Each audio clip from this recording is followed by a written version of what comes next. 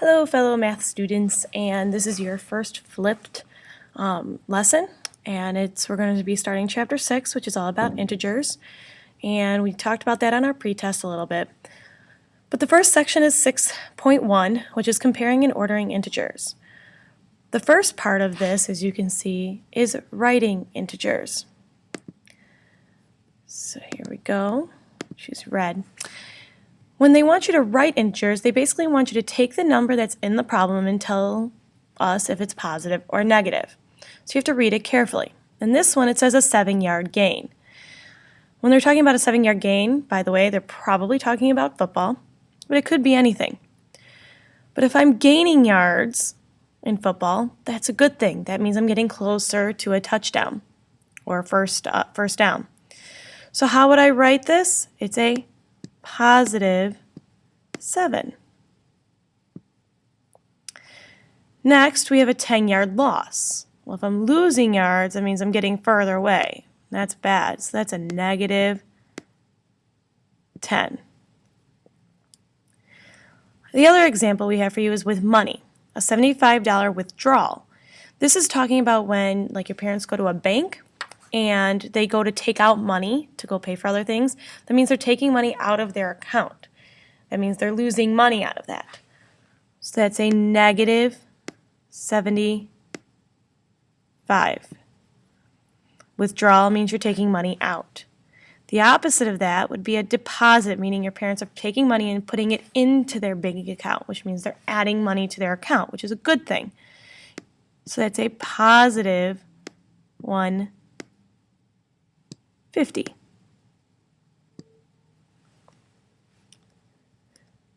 The next part of this is writing the opposite. That's a bad circle. Let's erase that. Let's try that again. All right. Opposite of the integer. You guys did a pretty good job of this on the pretest, but just to kind of go over it again, if I have a positive 15, because if there's no sign in front, it's automatically a positive number. The opposite of positive 15 on the number line is negative 15. The opposite of negative 8 is a positive 8. And again, I don't have to put a positive sign here because I automatically know if there is no sign, it is positive. If you put a positive sign in front of it, that's fine. It would not be wrong. Press pause right now and try the next two before I continue. Make sure you know what you think they're going to be, and then continue to play the video. All right, so for negative 35, it would be positive 35. And the opposite of positive 100 is a negative 100. Okay? The next big section of this section, I guess, is comparing integers using these three signs, either less than, greater than, or equal to. And remember, it's kind of like which one eats the bigger number, but we don't say that out loud. You can also be thinking to find out which one's bigger, which number is furthest to the right, because that's going to be the bigger number. Okay? Oops. There we go. Bigger number is the one on the right. Sometimes it helps to visualize or write out a number line to help you figure out which numbers are going where, and then you can even put them on the number line and say, okay, now which one's furthest to the right? But sometimes the numbers are too big, so sometimes you need to visualize that number line in your brain. But you can always draw it out for most problems. Let's talk about this one. We have 9 and 5. Well, 9 is over here, and 5 is here. Which one's furthest to the right? And it's the 9. So this one's going to be the bigger number, and I eat the bigger number. Chomp, chomp, chomp. Eat the bigger number. 9 is greater than 5. Okay. Now I erase my two dots here. The next one is -4 and +4. Well, here's -4 and here's +4. Which one's furthest to the right? Because that's the bigger number. That's +4. I eat the bigger number. Here's another hint. If you have one negative and you have one positive number, the positive number is always bigger than a negative number. Always. So those should be the easy ones to figure out right away. Now press pause, try to do the next 4 if you can on your own or in your head or think about it, and then watch the video to see the answers. So for the first one, 0 and -7. If you need to go back to the number line and use this, let's see, we have 0 and -7. Here's -7 down here. Which one's furthest to the right? The 0. So 0, I'm going to eat the bigger number. -9, +4. I have one of each, which means my positive number is always bigger. Eat the bigger number. This one's a toughie. I have -5 and -4. So let's go back to that number line, or you can draw one out here if you remember how to draw a number line. They're both negatives, so they're both to the left of 0. So here's 0 in my drawing. This would be like a +1. This way would be -1. And then -2, -3, -4, and -5.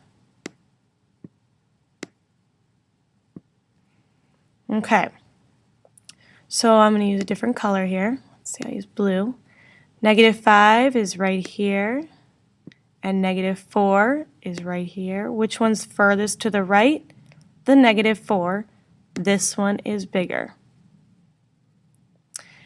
And the last one, -3 and -13. If I go back to my number line over here, here's the -3. And there's no -13 on here, which means it would be over here somewhere. So this has got to be the bigger number, the -3. So I'm going to eat the bigger number. All right, the last part of this is ordering integers. Be careful and read your directions. Most of the time, it's least to greatest, just like on your pretest. But sometimes, especially on ThinkLink and ISATs, they'll try to trick you and do greatest to least. So that would be the bigger numbers like 100. Okay, those are, positive numbers are bigger than the negative numbers. So be careful about the directions. But we're going to talk about from least to greatest, just like on your pretest. Okay, here's our first problem. I'll cover up the other one so we're not confused. So you look at them. I try to find the smallest number. Remember, this is least is small. So I try to find the smallest number. Sorry about that. So I'm like -6, -14, -15, -12, -3, and 6. And I think for the least, I want to know which one's furthest to the left on the number line. So if I'm looking at a number line, I know that 0's in the middle. And my example had a +10 over here, and it had a -10 over here. After -10 would come -11, -12, -13, -14, -15. So -15 should be the smallest number.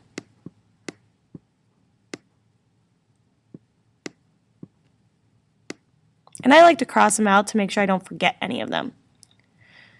After that, the next one up, closer to 0, would be getting bigger, -14.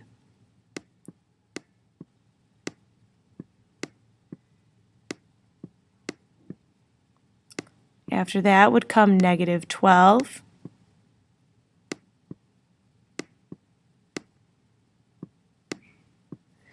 Then I have -6.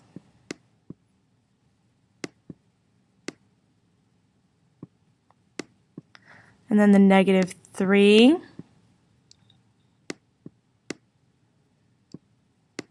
And then +6. The positive number had to be my biggest number. All right. I would like you to try and do this problem right now. Try to hit pause and on a scratch piece of paper. Try to do it or do it in your head and think about what would be the order from least to greatest and then play the video for the answer. Okay, so I have 8, -4, -6, 4, -3, and 1. The smallest out of these is going to be -6.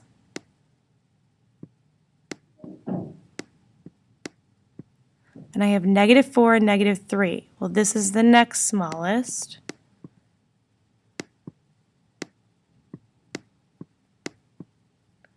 Then -3. Ooh, sorry. Then I can go positive numbers. I have 8, 4, and 1. Well, here's 0. So what comes after that? The next biggest one would be 1. Then 4. And then 8.